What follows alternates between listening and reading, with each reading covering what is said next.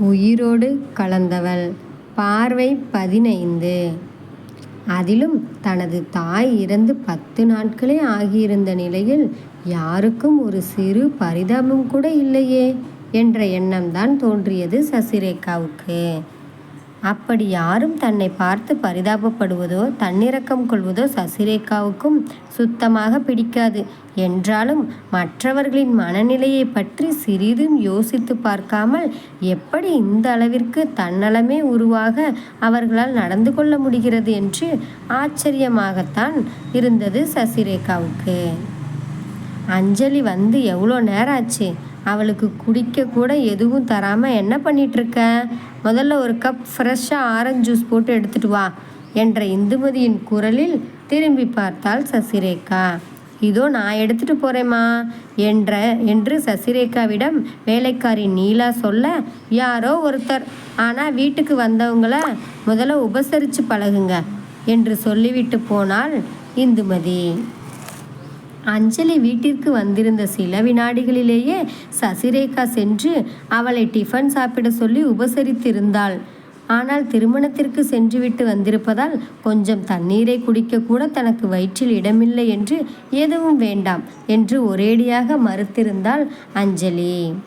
அது இந்துமதிக்கு தெரியாமலாயிருக்கும் என்று நினைத்தவள் தானே அஞ்சலிக்கு ஆரஞ்சு ஜூஸும் புளிய ஆரம்பித்திருந்தாள். சாப்பாட்டிற்கே வழியில்லாத அவளது வீட்டில் வேண்டுமானால் வீட்டிற்கு வந்தவர்களை உபசரித்து பழக்கப்படாமல் இருந்திருக்கலாம். ஆனால் இங்கு, அதுவும் முக்கியமாக எனது சொந்தக்காரங்களை அவமதிப்பது இதுவே கடைசியாக இருக்க வேண்டும் என்று சொல்லிவிடுங்கள் அத்தை என்று இந்துமதி தனது அத்தையிடம் சொல்லி கொண்டிருந்தது நன்றாகவே கேட்டது சசிரேகாவுக்கு. என்ன டிஃபன்லாம் ரெடியா என்று வந்தவரிடம், ஆமாத்த எல்லாம் ரெடியாகி டைனிங் டேபிளில் எடுத்து வச்சிட்டேன் என்றாள் சசிரேகா. சிலருக்கு சிலது வாய்க்காமல் போகலாம், அதுக்காக மற்றவங்கள பார்த்து எதுக்கு பொறாமப்படணும் என்று அத்தை தன்னை பார்த்து கேட்டதில் ஆச்சரியமே உருவாகி போனாள் சசிரேகா. என்னத்த இப்படி கேசுறீங்க நீங்கள்? பொறாமப்படுற குணம் என்கிட்ட எப்பவுமே கிடையாது அத்தை. ஆனால் அதை நான் சொன்னாலும் நீங்கள் இந்தக்கா என்னை பற்றி சொல்கிறது தான் நம்புவீங்க என்றவளை எதுவும் பேசாமல் பார்த்தாள் அமுதா. அண்ணி டிஃபன் சாப்பிட்லாமா என்று வந்த பிரீத்தி, என்னண்ணே யாருக்கு இந்த நேரத்தில் ஜூஸ் புழிஞ்சிட்ருக்கீங்க என்று கேட்டாள் பிரீத்தி. ஒரு சின்ன ஹெல்ப் பிரீத்தி, இந்த ஜூஸை கொண்டு போய் அஞ்சலிக்கு கொடுத்துட்றியா என்று கேட்டாள் சசிரேகா. என்னது அஞ்சலிக்கா? அவங்க வீட்டுக்கு வந்ததுமே என்ன சாப்பிட்றீங்கன்னு நீங்கள் போய் கேட்டதுக்கு பச்சை தண்ணி குடிக்க கூட வயிற்றுல இடம் இல்லைன்னு சொல்லிட்டாங்களே, மறந்துட்டீங்களா நீ? சசிரேகா பாட்டுக்கு ஜூஸை கண்ணாடி டம்ளரில் ஊற்றி கொண்டிருக்க யதார்த்தமாக சொன்ன தனது மகளின் பேச்சில் இருந்த உண்மை மனதில் படவே செய்தது அமுதாவுக்கு. இந்தா என்று சசிரேகா டம்ளரை நீட்ட, ஓ கொஞ்சம் நிறையவே பேசிட்டாங்க வந்ததுலேருந்து, அதனால் இப்போ வயிற்றுல இடம் இருக்கும் என்று வாங்கி கொண்டு போனாள் பிரீத்தி. அதற்கு மேல் எதுவும் சொல்லாமல் அமுதாவும் அந்த இடத்தை விட்டு சென்றிருந்தார். 15 நாட்கள் சென்றிருந்தன. அதிசயமாக அன்று மாலை 5 மணிக்கே வீட்டிற்கு வந்துவிட்டிருந்த கணவனை ஆச்சரியத்துடன் பார்த்தாள் சசிரேகா. சசி கொஞ்சம் மேலே வா என்று கணவன் தங்களது அறைக்கு சென்றிருக்க 2 நிமிடங்களில் சுந்தருக்கு டீயை கலக்கி எடுத்துக்கொண்டு தங்களுடைய அறைக்கு சென்றாள் சசிரேகா. டீ எடுத்துக்கோங்க. என்ன இன்னைக்கு அதிசயமாக நேரத்துலேயே வந்துட்டீங்க? அது சரிதான் என்றவன் அங்கிருந்து நகரப்போன மனைவியின் கையை பிடித்து இழுத்து அமர வைத்தான். என்னங்க, கொஞ்சம் வெளியே போகணும், கிளம்பி வரியா? ஏங்க எங்கே போகணுங்க? சொன்னாதான் கிளம்பி வருவியா? நீங்கள் எங்கே கூப்பிட்டாலும் வருவேன், ஆனால் எங்கே போகிறோன்னு தெரிஞ்சுக்கிட்டா தானே அதுக்கு தகுந்த மாதிரி ட்ரெஸ் பண்ணிட்டு வர முடியும். பர்ச்சேஸுக்கு தான் போகிறோம் என்ற கணவனிடம் மேலும் விவரம் கேட்க போனவள் பிறகு வேண்டாம் என்று விட்டுவிட்டாள். சிறிது நேரத்தில் கிளம்பி வந்த மனைவியை அழைத்து கொண்டு கிளம்பினான் சுந்தர். திருமணத்திற்கு பிறகு முதன்முறையாக மாலை வேளையில் கணவனுடன் வெளியே செல்வது மிகவும் பிடித்திருந்தது சசிரேகாவுக்கு. கணவனின் கம்பீரமான வலிய கரங்கள் ஸ்டேரிங்கை பிடித்திருக்க செதுக்கியது போன்ற அவனுடைய முகம் அவன் ஏதோ தீவிர யோசனையில் இருப்பதை காட்டிக் கொடுத்தது. ஏதோ கேட்பதற்காக தன்னை பார்த்துவிட்டு மீண்டும் திரும்பி கொண்ட மனைவியிடம் என்னம்மா என்று கேட்டான். எனக்கு உங்கள் கூட வெளியே போகிறது எவ்வளோ பிடிச்சிருக்கு தெரியுமாங்க. நான் இப்போ எவ்வளோ சந்தோஷமாக இருக்கேன் தெரியுமா என்று சொன்ன சசியை சுந்தர் விழுங்குவதைப் போல பார்க்க கணவனுடைய பார்வையில் சசியும் முகம் சிவந்து போனாள். அடடா, இத்தனை நாளாக எனக்கு இது தெரியாமல் போயிடுச்சே, இனிமே பாரு ஐயாவை என்ற கணவனின் பாவனையில் சிரித்தவள் ஒரு சின்ன வேண்டுகோள் சுந்தர் என்றாள். என்னம்மா, வர வாரம் சண்டே என் ஃப்ரெண்டு கல்யாணத்துக்கு போகணுங்க.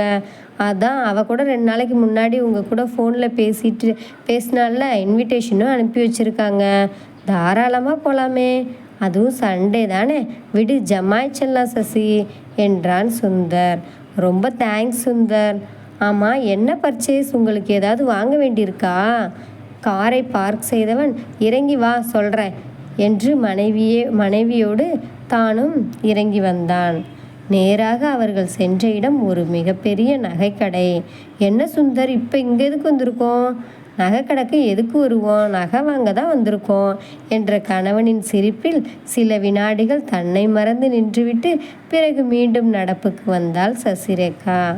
அப்பாடா, இப்போதான் எனக்கு ரொம்ப சந்தோஷம் என்று சொன்ன சுந்தரை புரியாமல் பார்த்தாள் சசிரேகா.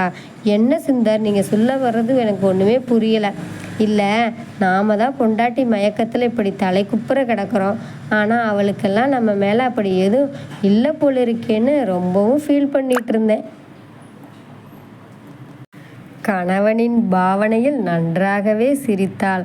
ஆனால் இப்போ இருக்குன்னு தெரிஞ்சு போச்சாக்கோ என்றாள் சசி. அதற்குள் பேசிக்கொண்டே உள்ளேயே வந்து விட்டிருந்தவர்களை நகைக்கடைக்காரர்கள் வரவேற்று அமரச் சொல்லி உபசரித்தார்கள். எனக்கு ரொம்ப வேண்டியவங்களுக்கு நகை செட் ப்ரெசன்ட் பண்ணணும், செலக்ட் பண்ணி தர முடியுமா சசி என்றான் சுந்தர். ஓ ஷூர்ங்க என்றார் சசிரேகா. ஆனால் என் செலெக்ஷன் அவங்களுக்கு பிடிக்குமோ என்னவோ என்று சற்று கவலையுடன் கணவனை பார்த்தாள். அந்த கவலையே உனக்கு வேணாம் சசி, அதுக்கான எக்ஸாக்ட் பர்சன் நீ மட்டும்தான். அப்போ சரிதான் என்று சந்தோஷமாக சொன்ன மனைவியிடம் யோசிக்காமல் ஒரு 10 நகை செட்டை செலக்ட் பண்ணிவிடு, அதுக்கப்புறம் கடைசியாக அதில் ரொம்ப பிடிச்சதை நம்ம செலக்ட் பண்ணிக்கலாம் என்றான் சுந்தர். சற்றும் பழக்கமே இல்லாவிட்டாலும் பார்ப்பதற்கு மிகவும் அழகழகான டிசைன்கள் பலவற்றை, அதில் வைர நகைகளும் கூட அடக்கம், கிட்டத்தட்ட 1 மணி நேரத்தில் தேர்ந்தெடுத்து முடித்திருந்தாள் சசிரேகா. எல்லாத்தையும் காட்டிட்டோம் மேடம் என்று பணிவுடன் நகை ஊழியர்கள் சொல்ல கணவனை பார்த்தாள் சசிரேகா. சரி சரி, செலக்ட் பண்ணி வச்ச எல்லாத்தையும் பில் பண்ணிடுங்க என்ற கணவனின் வார்த்தைகளில் சற்றே அதிர்ச்சியுடன் என்னங்க சொல்கிறீங்க என்று கேட்டாள் சசி. செலக்ட் பண்ணிட்டதுக்கு பில் போட போகிறோம், அதில் உனக்கு என்ன இவ்வளவு ஆச்சரியம் என்ற கணவன் பணத்தை கட்டுவதற்காக எழுந்து சென்றிருக்க வாயடைத்து நின்று விட்டிருந்தாள் சசிரேகா. இரவு உணவையும் வெளியிலேயே முடித்துக்கொண்டு கணவனும் மனைவியும் திரும்பி வந்தபோது வீட்டில் உள்ள அனைவரும் ஹாலில் தான் அமர்ந்திருந்தனர். தனது அத்தையும் பிரீத்தியும் ஒரே சோஃபாவில் அமர்ந்திருக்க தாங்கள் வாங்கி வந்திருந்த அனைத்தையும் அவர்களிடம் கொடுத்துவிட்டு துணி மாற்றி கொண்டு வருகிறேன் என்று தங்களது அறைக்கு சென்று விட்டாள் சசிரேகா. பிரீத்தி அனைத்தையும் எடுத்து கடைப்பரப்பி வைத்திருக்க, என்ன பர்ச்சேஸ்லாம் ரொம்ப பலமாக இருக்கு போல இருக்கு என்று இந்துமதியும் உடன் இணைந்து கொண்டாள். என்னப்பா திடீர்னு இவ்வளவு நகையெல்லாம் வாங்கி கொடுத்து அசத்தியிருக்க, என்ன விஷயம் என்று புன்னகையுடன் மகனை பார்த்து கேட்டாள் அமுதா. வா, எல்லாமே சூப்பர்ப்னா, இதெல்லாம் அண்ணியோட செலெக்ஷன் தானே என்ற பிரீத்தி முதல்ல அம்மா கேட்ட கேள்விக்கு பதில் சொல்லுங்க என்றாள். நீ எல்லாம் இந்த அளவுக்கு பேச ஆரம்பிச்சிட்ட, உனக்கும் இனி கல்யாணத்தெல்லாம் பண்ணணும்ல, அதான் எதுக்கும் இருக்கட்டுமேனு எடுத்துட்டு வந்தோம் என்ற அண்ணனை விளையாட்டுக்கு முறைத்தாள் பிரீத்தி. நோனோ, என் கல்யாணத்துக்கு எனக்கு வேண்டிய எல்லாத்தையும் நானே போய் எனக்கு பிடிச்ச மாதிரி பார்த்து செலக்ட் பண்ணுவேன். அப்போ கல்யாணம் பண்ணிக்க ரெடியாக இருக்கேன்னு சொல்லு என்றான் சுந்தர். பாருங்க மம்மி இந்த அண்ணாவை என்று சினுங்கியவள் அந்த நேரமாக பார்த்து கீழே இறங்கி வந்து கொண்டிருந்த சசிரேகாவின் கையை பிடித்து கொண்டாள். ஏன் நீ, இதெல்லாம் உங்களுக்கே கொஞ்சம் அநியாயமா இல்லை? அப்படி கேட்ட தனது நாத்தனாரை புரியாமல் பார்த்தாள் சசிரேகா. பா உங்கள் மேலே எவ்வளவு அன்பு இருந்தால் அண்ணா உங்களுக்காக இவ்வளவு நகைகளையும் வாங்கி கொடுத்துருப்பார். ஆமாம், இதுக்கெல்லாம் சேர்த்து நீங்கள் அண்ணாவுக்கு என்ன பரிசு தர போறீங்க? அது சரிதான் என்பதை போல தனக்குள் யோசித்தவளாக சசிரேகா சற்றே திரும்பி கணவனை பார்க்க அவனும் புன்னகையுடன் தன்னையே பார்த்து கொண்டிருப்பது தெரிந்தது. அங்கிருக்கும் அனைவருமே தங்களையே பார்த்து கொண்டிருப்பது தெரிய, சரி சரி, எல்லாருக்கும் குடிக்க ஏதாவது எடுத்துட்டு வா என்று மனைவியிடம் சொன்னவன் தனது தங்கையிடம் சரி சரி போதும் வாயாடி என்றான். சுந்தர், அந்த வரதராஜன் சாரோட பையனை பற்றி விசாரிக்கணும்னு சொல்லிட்டு இருந்தோம்ல என்று கிருபாகரன் மகனை பார்க்க, ஆமாப்பா, இது வரைக்கும் ஒரு 3 பேர்கிட்ட விசாரிச்சிருக்கேன். எல்லாருமே பிரமாதமாகத்தான் சொல்கிறாங்க என்றான் சுந்தர். அது சரிதான், எனக்கும் தெரிஞ்ச வரைக்கும் அந்த ஃபேமிலியில் எல்லாருமே ரொம்ப நல்ல டைப் தான் என்று அந்த வீட்டின் மூத்த மகனான பிரபாகரனும் வர, அதற்கு பிறகு பேச்சு வேறு திசையில் செல்ல ஆரம்பித்திருந்தது. வெகு நேரம் வீட்டிலிருந்த அனைவருடனும் பேசி கொண்டிருந்து விட்டு தூங்க வந்த சுந்தர் தாங்கள் வாங்கி வந்திருந்த நகைகளை ரசித்து பார்த்து கொண்டிருந்த மனைவியை பார்த்தான். என்னம்மா, எல்லாம் எப்படி இருக்கு? ரொம்ப நல்லா இருக்குங்க. ஆமாம், எதுக்கு சுந்தர் இப்படி செஞ்சீங்க? எப்படி செஞ்சேன்? இவ்வளவு நகைகளை ஒரே நாளில் எதுக்கு வாங்கணும்? தினமும் உன்னை அழைச்சிட்டு போய் ஒவ்வொன்றா ஒவ்வொரு நாளும் வாங்கிட்டு இருக்க எனக்கும் ஆசை தான். ஆனால் வேலையை விட்டுட்டு வந்திருக்க முடியாதேம்மா. நான் அதை கேட்கலைங்க. எல்லாத்தையும் ஒன்றாவேவா போட போகிறோம்? எதுக்கு ஒரேடியாக இப்போ எல்லாத்தையும் வாங்கணும்னு தான் கேட்குறேன். ஏம்மா, டிசைன் ஏதாவது பிடிக்காம போயிடுச்சா? கணவன் வேண்டுமென்றே விளையாடுவது புரிய அதற்கு மேல் எதுவும் பேசாமல் அனைத்தையும் எடுத்து வைக்க ஆரம்பித்தாள் சசி. என்னை மட்டும் இவ்வளோ கேள்வி கேட்குறல்ல, ஆனால் நீ மட்டும் கேட்குற கேள்விக்கு பதிலே சொல்ல மாட்டேற சசி. நான் என்னங்க பதில் சொல்லலை என்ற மனைவியை பார்த்து சிரித்தவன், பிரீத்தி கேட்ட கேள்விக்கு பதில் சொல்லாமையே நழுவி வந்துட்டதானே என்றான் சுந்தர். எதுவும் பேசாமல் அங்கிருந்து நகர்ந்த மனைவியை இழுத்து பிடித்து அருகில் அமர வைத்தான் சுந்தர். சொல்லுங்க, என்ன இருந்தாலும் நீங்கள் என்கிட்ட பொய் சொல்லியிருக்கக்கூடாது. நான் என்ன பொய் சொன்னேன்? எதுக்கு யாருக்கோ எடுக்கிற மாதிரி சொல்லி என்ன நகைகள்லாம் செலக்ட் பண்ண வச்சிங்க?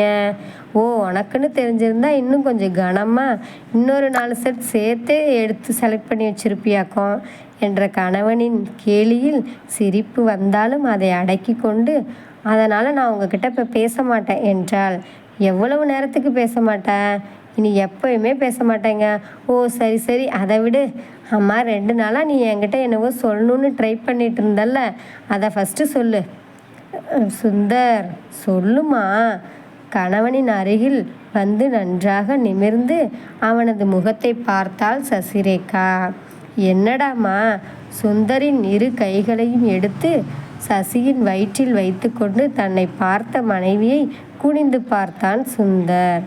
புரியாமல் சில வினாடிகள் தான் பார்த்திருப்பான். உடனே சசி, நிஜமாவா என்றான். என்னடா தங்க சொல்ற என்று மனைவியை மேலும் அருகில் இழுத்து அவளது முகத்தை பார்த்தான் சுந்தர். ஆமா சுந்தர், நானும் உங்களுக்கு பரிசு தரப்போறேன். சசி தனது மார்பில் புதைந்து கொண்ட மனைவியை ஒரு இனம் புரியாத சந்தோஷத்துடன் மிருதுவாக அணைத்து கொண்டான் சுந்தர். என்னடா தங்கம், இவ்வளவு சந்தோஷமான விஷயத்த இவ்வளோ சிம்பிளாக சொல்கிற? தன்னை நிமிர்ந்து பார்த்த மனைவியின் முகத்தில் தெரிந்த வேதனை அவனை என்னவோ செய்ய, என்னடாமா என்று கேட்டான். ஒரு விதத்தில் நான் ரொம்பவும் துரதிர்ஷ்டசாலி தான் சுந்தர். ஏண்டா அப்படி சொல்கிறேன்? கடவுள் ஒரு சொந்தத்தை பிடுங்கிட்டு தானேங்க இன்னொரு சொந்தத்தை கொடுத்துருக்காரு. அம்மா மட்டும் இருந்திருந்தா இந்த விஷயத்தை கேட்டு எவ்வளோ சந்தோஷப்பட்டிருப்பாங்க தெரியுமா என்றாள் சசி. நல்லது கெட்டது எதுவும் இல்லாமல் என் சந்தோஷமே அவங்க சந்தோஷம்னு எனக்காக வாழ்ந்துட்டு இப்போ போயும் சேர்ந்துட்டாங்க. அவங்கள எப்படிலாம் வச்சுக்கணும்னு ஆசைப்பட்டேன் தெரியுமா சுந்தர்? மனைவி வேதனைப்படுவது மனதிற்கு கஷ்டமாக இருந்தாலும் மனதில் இருப்பதை வெளியே கொட்டிவிட்டால் மனபாரமாவது சற்று குறையும் என்று பேசாமல் இருந்தான் சுந்தர்.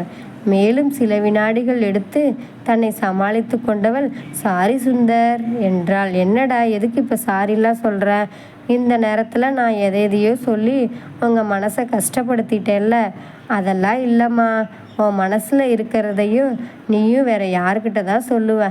ரொம்பவும் மனசை போட்டு குழப்பிக்காத. பாரு, கல்யாணம் தப்பாக இருந்ததுக்கு இப்போ ஆளே பாதி ஆயிட்ட. இல்லை சுந்தர், நடந்து போனதை நினச்சி கவலைப்படுறதுல என்ன பலன் இருக்குன்னு இப்போல்லாம் நான் எதையும் நினைக்கிறது கூட இல்லை. இப்போ என்னவோ திடீர்னு எனக்கு அம்மா ஞாபகம் வந்துடுச்சுங்க என்றாள் சசி. சசி எவ்வளவு சந்தோஷமான விஷயத்த சொல்லியிருக்க தெரியுமாடா. அம்மாவும் அப்பாவும் இது தெரிஞ்சால் எவ்வளோ சந்தோஷப்படுவாங்க தெரியுமா? அவங்களுக்கெல்லாம் தெரியுமா சசி என்றான் சுந்தர். இல்லைங்க, உங்ககிட்ட தான் நான் முதல்ல சொல்லணும்னு வேற யார்கிட்டையும் இன்னும் சொல்லலைங்க. வெட்கத்தில் சிவந்த போன மனைவியை அருகில் இழுத்து உடல் முழுவதும் முத்தமழை பொழிந்தான் சுந்தர். மேலும் செல்லமாக சசியும் கணவனை ஒட்டிக்கொண்டு அவனது கழுத்தை முத்தத்தால் நனைத்திருந்தாள். இனி அடுத்த தொடரில் பார்ப்போம். இந்த கதையை சப்ஸ்கிரைப் பண்ணிட்டு பாருங்கள் ஃப்ரெண்ட்ஸ். தேங்க்யூ.